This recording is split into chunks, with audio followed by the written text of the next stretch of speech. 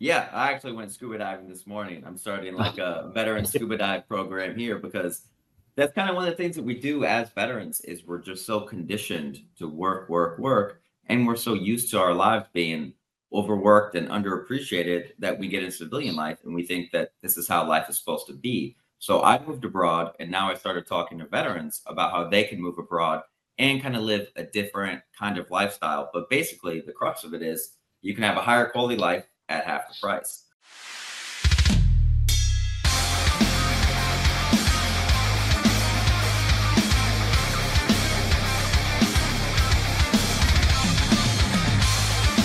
All right, everybody, welcome back to another episode of Beyond the Uniforms. And today we have John Davis, and I actually connected with him. I followed him on social media for a little bit, and he was a fellow veteran, and I was watching his video, and I was like, man, you are living in a place where I think a lot of veterans, and a lot of people at that, like, are living and doing the amazing things that they just, in life, right? They're kind of enjoying life, what it's supposed to be. You're having a great time. And I was like, I got to send this guy a message and I hope he responds. And he did. And so I have a really great opportunity to chat with you and just kind of dive into a little bit about your history and what you're doing right now and the mission that you're doing out there right now to help other veterans. So, John, thanks so much for taking the time out of your busy day away from the beach. Maybe that's what you're doing. That's what you're doing. But appreciate it, man. Thanks for being on the show.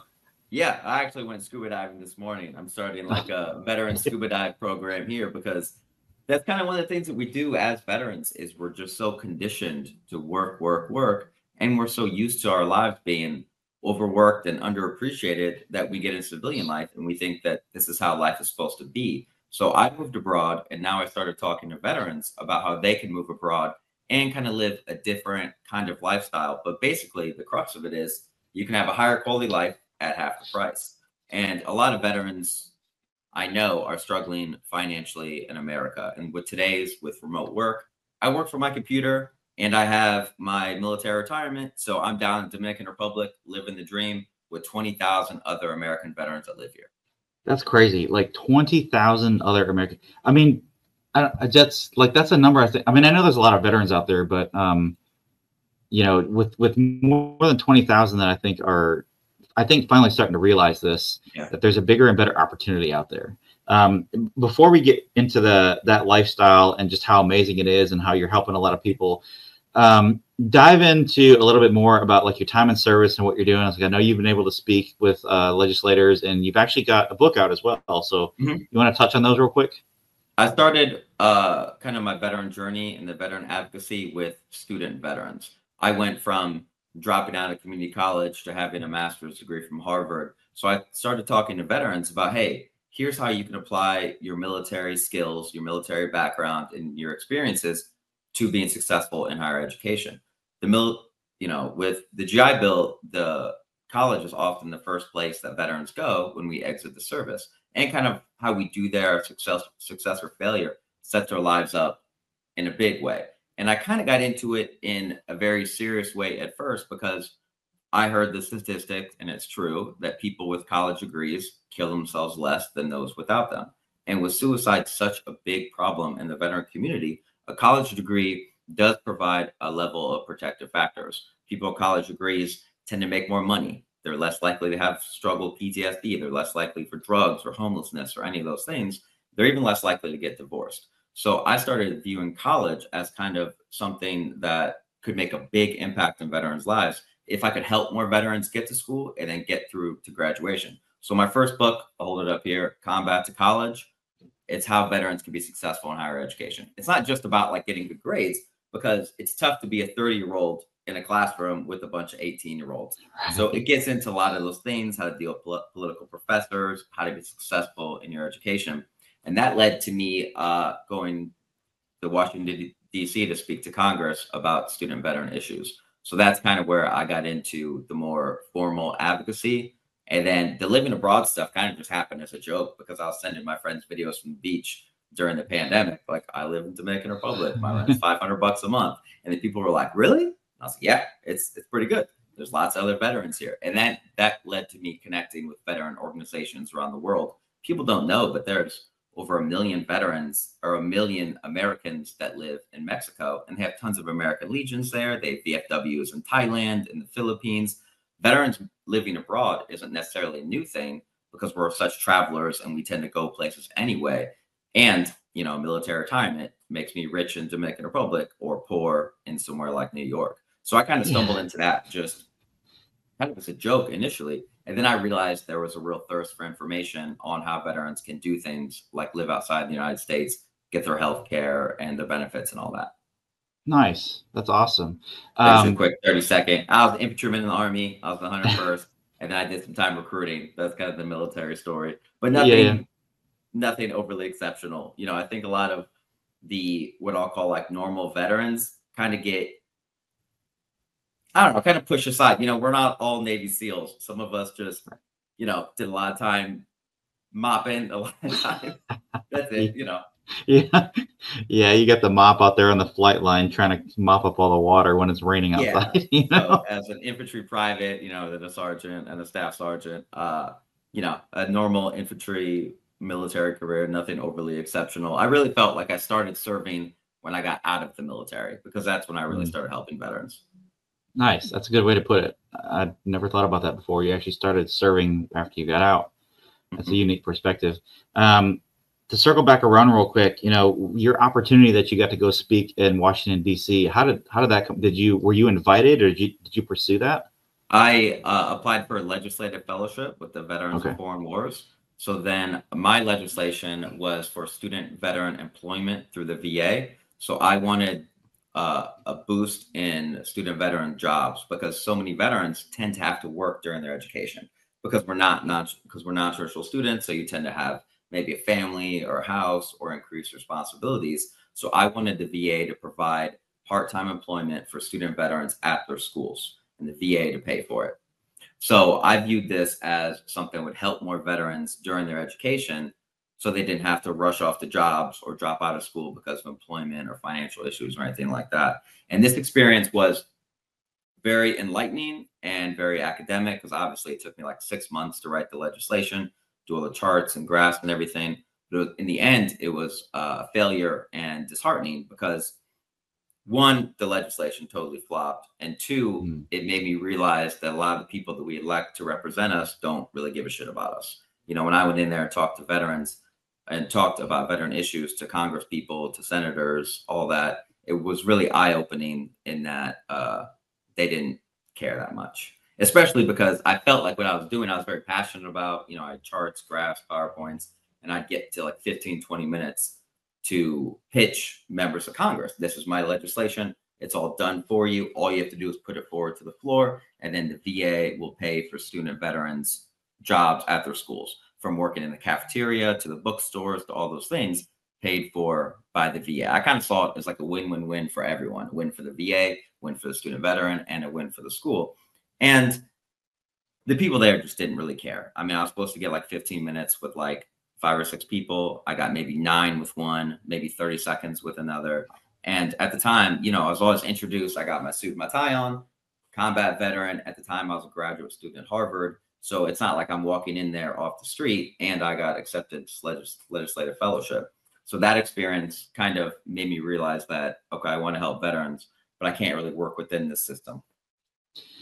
Yeah, that's both eye-opening and disappointing. Because, you know, veterans, obviously, we know we go through the training, we go through everything else, you know, everything that you and I have gone through and all the other veterans who might be listening to this. And to get an opportunity to even go speak to people like that, you would think like, okay, I got an opportunity to talk to these people about an issue. I can bring it up and I can make some changes, and you're trying to do these good things. And it's disappointing that it just basically falls on deaf ears. And like you said, in so many words, they just give 2 shits. And that's very sad because these people are supposed to be, you know, representative and supporting of us. Meanwhile, as veterans, you know, I learned that through that experience that we have to take care of ourselves better, and we have to take care of each other. We can't really rely on the government or the VA or the military, even after we get out, to take care of ourselves. So moving abroad, I viewed as that. And now my mission in life, or my current kind of passion, is helping veterans go from America abroad to get a higher quality life, for peace, for more financial security, and to kind of have more fun too, like you mentioned. Yeah, absolutely. I mean, I just did a video this morning, and I posted it across social media. And one of the things was that, 3 lessons I learned, while serving for 2 government agencies, and one of them would have been the military and then local law enforcement, is that, and I did 3 things that I learned, but one of them is that you're just a replaceable number. Like, it doesn't matter. Yeah. At the end of the day, if you got best friends or coworkers or whoever it is, your spot's going to be taken at the end of the day if you leave, get fired, or die. And that's unfortunate, because as veterans, I think you represent, obviously, not just your country, but there's so much involved into that. And then to come back and go and speak to a panel of legislators, basically to just be brushed off, like, you're like, that gives you an eye-opening experience. And I can't imagine like how that felt when you got that kind of response. And that's got to be disheartening. I shed a few tears. I was destroyed because I put my life into this project, and I viewed it as a real way to help veterans through something concrete. I think that's what a lot of, we'll say, like, veteran influencers do, is they're not necessarily putting forward concrete solutions and instead just complaining about problems. So then I kind of took it a step further, and I started writing my blog about living abroad. So my first post was just about life here in the Dominican Republic, and a lot of veterans are super interested in it, because here in Dominican Republic, we actually have veteran centers for healthcare for service-connected veterans. So walking distance of my house, I can go get my healthcare, I can get medication, I can be seen by a psychiatrist, I can get a chiropractor, I can get all those things paid for through the foreign medical program of the VA with nothing out of pocket. A lot of veterans aren't even aware that you can get your VA benefits outside of the United States. But of course you can, because you're not in the military anymore, so they can't tell you where to live. So I started kind of putting out that kind of information, and now it's kind of expanded into a bigger thing, and I ended up writing my ebook for veterans moving abroad. I also traveled to like Mexico and met with the American Legion and medical organizations there to write a blog article about veterans living in Mexico, as well as like Thailand, the Philippines, Colombia, Costa Rica, because veterans kind of live all over the world, and it's been kind of a cool journey to do it. Yeah, it sounds like an awesome journey, man. I mean, that's kind of like what people want. Like, you're like living that dream, man. Like, and I think it's just one of those things where, like you said perfectly, like, a lot of people, especially veterans, don't realize that you have these opportunities. And so, obviously, I think people are very grateful that you're out there pushing stuff on social media, and you're getting a lot of traction with that. And that was going to be another topic that you briefly touched on, was like, the other thing that I think veterans are concerned with is if they move out of state, or if they move overseas and they do get disability or benefits or whatever it might be, how does that work if you're living in those other places? Like you said, I think you said you get access to all same benefits, basically. Yeah, and it's essentially the same. I actually get better health care living here in the Dominican Republic, paid for by the VA, than I did when I was living in America. Here, there's no wait times for anything. So if I want like a mental health appointment, for example, I'm in there that day. And a lot of that is because the clinic gets paid when they treat veterans. So if I go there for an appointment, then they turn in the bill and the clinic gets paid. So some of it's like a financial incentive thing. So they have these like great programs. Like we have a Veterans Day events. We have like veterans, like yoga, all these types of things. Now I'm starting this veteran scuba dive thing where we're taking veterans out for like introductory scuba dive courses, because it's kind of a form of therapy. And living abroad has kind of connected me a lot with what's actually important in life. I think America now, we're so hung up on political stuff or consumer culture, when really, if you give me a cold beer and put me on a beach, I'm a happy guy. That's all that we need. And as veterans, you don't really need much to be happy. My apartment here in the Dominican Republic, I pay $500 a month for, whereas when I was living in Boston before I came down here, my rent was like $2,700 a month.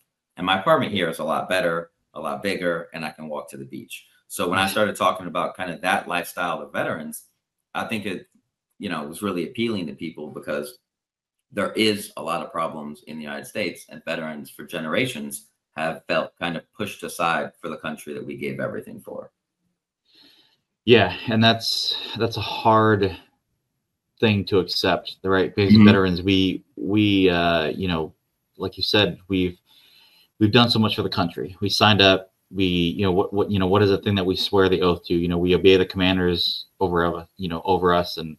But then at the end of the day, you see what happens to a lot of them, and basically just get pushed to the side. And, like what's going on right now is, the Congress or the legislators, they left with this huge VA, the benefit program unresolved, right? So they're talking, was it billions of dollars towards VA benefit payouts that they're not really sure that the VA is not even going to be able to pay the veterans for their education and their disability payments, right? Yeah. And so we're stuck left dealing with this crap, so to speak, and so you're right. It's very difficult to go, what, I've done all this for my country. I've sacrificed so much, and now this is my thanks.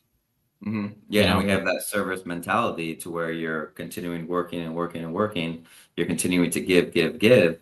And at the end of the day, when you get out of the military, like you mentioned, it's just you out there. I mean, we come from a community and the environment into the civilian world, which is more individualistic.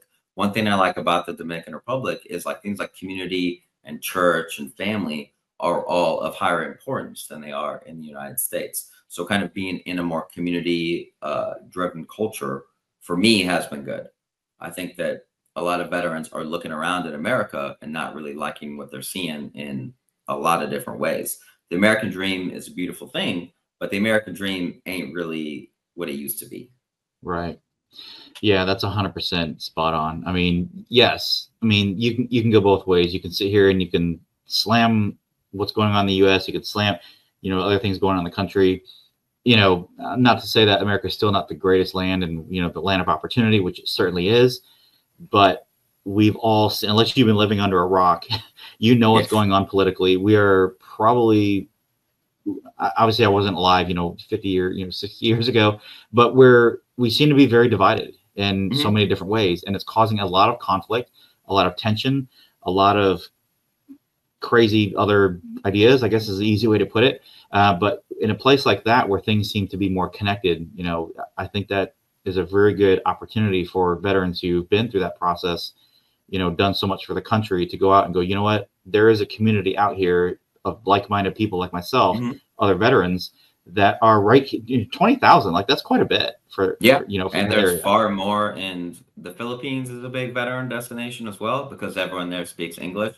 So there's no need to like learn another language. Yeah. So in the Philippines, I think there are like 60,000 veterans are currently there. Wow. And they have like 10 or 12 VFW posts. That's where the only VA outside the United States is. So they have like healthcare and all that stuff there.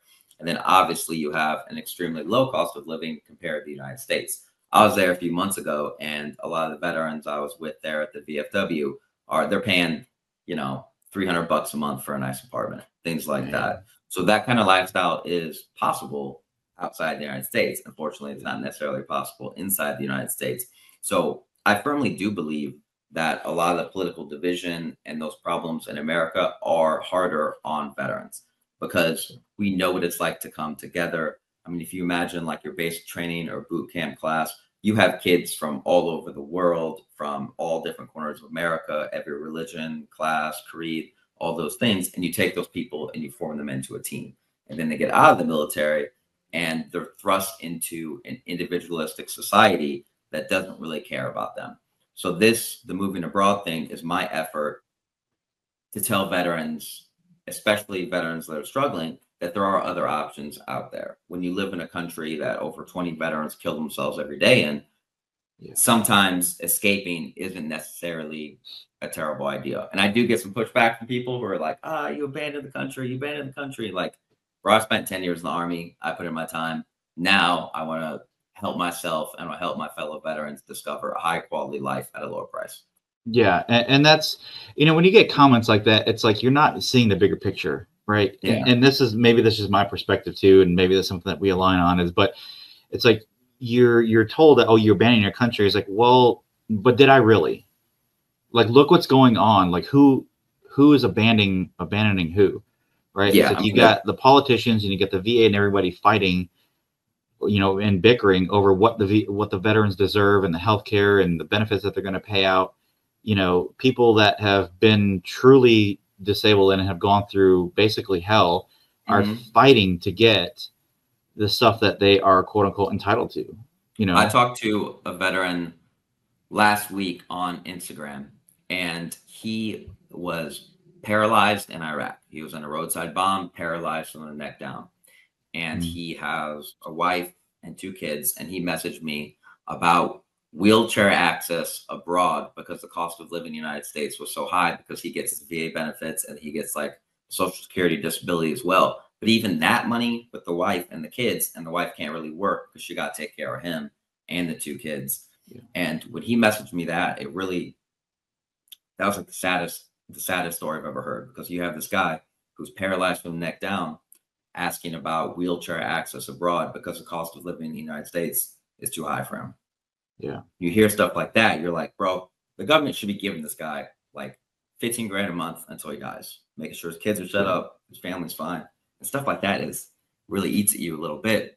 And I've talked to veterans here. I've helped veterans move here, get their apartments, get set up, get their healthcare set up, and all those things. And it's been really rewarding to do that, because a lot of veterans do want an out. At first, I thought it would just be like single veterans like me. You know, I tell people I'm a no wife, no kids, no pets, no problems type of guy. Yeah. You know, but I'm surprised at how many families move abroad. I'm surprised how many people message me about things like international schools, about, you know, single female veterans as well that move abroad. So it's really not only single guys, it's families, women, and everyone. Yeah, and that's interesting because you're getting a huge range, a wide range of people that are reaching out to you because of the stuff that you post on social media about that kind of lifestyle. And it strikes curiosity, which is obviously what it did with me. And, you know, it's like, I think it kind of goes back to the old saying of like, you don't know what you don't know. We're familiar with what goes on in the United States, what we're accustomed to, what we live each and every single day. But you don't know what it's like to live in other countries, such as, you know, the Dominican Republic and all these other areas that could offer you a better lifestyle, a healthier lifestyle, a less stressful lifestyle versus the United States. And we don't see that because we're here. This is our life every single day. And I think, you know, through content that you produce and you create, I think it really gives a lot of other veterans, a lot of people, that opportunity to see what else is out there. Yeah, and a lot of it is just my story, to where, like the healthy thing, when I moved here, you realized how kind of poisonous American food is, how much toxicity, oh man, how much don't get me processed food's on bad that. for you. And that ultra processed food is terrible for you. I mean, that's why the United States leads the world in chronic diseases and cancer and things like that. And then you come here and you realize, oh, this is what chicken is supposed to taste like when it's not full of steroids and hormones. Like, this is what, you know, normal food is. This is what cereal should be like, instead of kind of the high processed poison that American kids eat. So little things like that made a huge difference, not only in my physical health, but my mental health as well. You know, I sleep through the night here. I don't struggle with anxiety as much as I did in the United States. Obviously, something like PTSD tends to stick with you, but you don't think about how important your environment is when it comes to your mental health, because you can't heal in toxicity no matter who you are. And when I came here and I start swimming in the ocean every day, I'm eating healthier food, I'm giving myself a much better shot at happiness than if I was in the United States drinking energy drinks, trying to kill myself on a 9-to-5 or something like that. And there's so many veterans out there that I feel like I want to reach out and tell this message to, not only immediately, because I do talk to veterans, you know, maybe like your position, who are waiting for their kids to graduate high school, and then they're going to go retire abroad. Because for my mother's generation, her dream was like, hey, I want to retire and buy a condo in Florida. Well, now for like middle class people, that is just financially unreachable to buy a condo in Florida. Whereas, you know, 50 years ago, you could do it. But you can still buy a condo here in the Dominican Republic, where we have things like full property rights for foreigners. And that's kind of what I started putting out for veterans is, you know, some places like Thailand, you cannot own land in. You can buy a little condo or something, but you can't own land. So there's different property rights and things like that abroad. And my ebook I wrote for veterans moving abroad is all free information. It's got links in it to things like healthcare, things like cost of living, to answer everyone's questions. And I mainly wrote it because I was getting so many messages that I'm like, just write this. And, you know, here's all the information stuff you could ask. Yeah. Yeah, no, that works. I mean, that's a super simple idea. I mean, just take all the Q and like FAQs, right, and just Yeah. give it as a free download. Helps you save time, right? Yeah. Uh, And most veterans, like the one thing I get the most is I can't take my guns with me. Like that's what you get from the veteran community. yeah. That's That's, true. Yeah, I don't know, man. I built my own AR a few years ago, but man, that was yeah, anyway.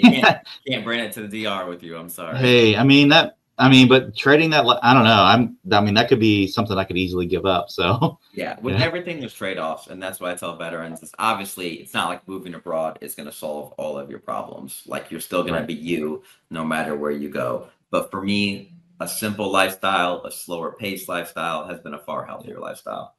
Oh yeah, big time. And so for anybody who's listening to this who's not in the United States, but maybe a veteran of another country, like, is there a lot of veterans from other countries that move there too? Yeah, we have some like Canadian veterans here, Okay. and they come to some of the things that we do. I think veterans, no matter where you're from, tend to be the type of person that's going to move abroad because we know how to take care of ourselves. We are more adventurous to begin with. I mean, we're comfortable with the unknown, which is what joining the military is. And so many veterans live abroad during their service. Obviously, the American government has bases in like 70 countries. So, if you're stationed somewhere like Germany or Japan, you might just get out and stay there. I have friends that did that. I have one of my good friends was a embassy guard in Costa Rica. So he goes to embassies, embassy guard for the Marines, gets out of the Marines and just stays there. Falls in love with the Costa Rica girl, enjoys life now, living there, and that's that. Yeah, nice, man. I like that.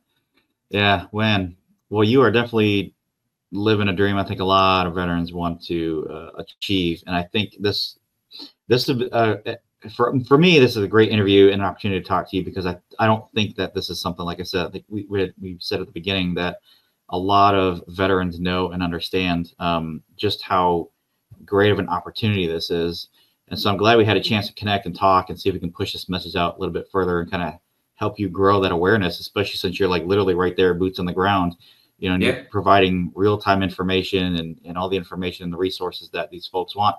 I know quite a few right here in the Dallas area that would probably jump at the chance if they could make this work. Yeah, and I Um, have my blog. I have articles about moving abroad and the process, and everything from like the financial aspect of it to like country guides on the Dominican Republic, on Mexico, on Colombia. I had a veteran recently write one on Germany, and I'm having a female veteran write an article now about being a female veteran abroad. So I'm constantly kind of doing that, and they're all free articles. The ebook that I wrote with everything you need to know about moving abroad is all free on my website, johnhdaviswriter.com. And it was great to talk to you. And if any veterans out there do have questions about moving and living abroad, you can hit me up on Instagram or TikTok or email or whatever. yeah, for sure. Yeah, we'll put your contact information or the resource somewhere in the show notes or the description of the video or the podcast episode, wherever it lands up. Man, I know this is kind of brief, where I think we're just barely coming up on 30 minutes. Yeah, well, let's talk again. Yeah, there was definitely a lot here and a lot of other things I think to unpack on that. This was just really a 30,000 overview, I think, for anybody listening to this that wants to just strike that interest in their mind of other opportunities that are out there and the potential to have a better lifestyle. Veterans obviously are going through so much, but I think sometimes we get stuck in our own ways where we don't see the opportunities that are there presented to us. And, like I said, thankfully for people like yourself, you have those resources and you're able to push those out through the wonders of social media. Yeah. Now, as far as your book and your guides and all that stuff, where do people go for that? Is it just the same resource site? Yeah, my website. My main Okay. thing is writing. So I write for like military family magazines. I write for a few different online publications. Like I said, my most recent book, or one of my recent book, 365 Days of Veteran Affirmations. And this is cool because it's an affirmation every single day of the year written for veterans with veteran language, culture, creeds, all those types of things. I really think affirmations are a positive mental health tool for veterans because we tend to be like dark humor, sarcasm, cursing, that's the veteran Yeah. community. But if you wake up every day and you have a positive affirmation to read every day of the year, then that can start your day off right. So I have some other things like that on my website and all my different articles and content and all those things. Awesome, man. That's really great. This has been a wealth of knowledge.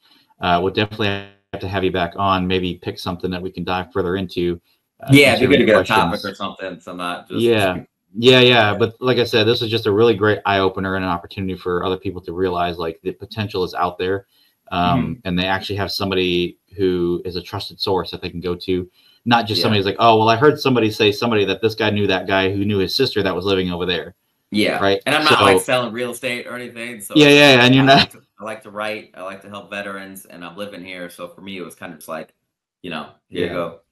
Yeah, for sure. And that's the main goal with the newsletter that I write and the podcast that I'm doing is not just go out there and find the information based on fourth or fifth party resources heard through somebody's cousin's sister's mother, but go directly to the source, folks like yourself who can provide the direct information. And it's been a great opportunity to have this conversation with you, man. So I appreciate it. Thank you so much. And we will definitely connect in the future on some more topics. So I really look forward to it. All right, man. Take care.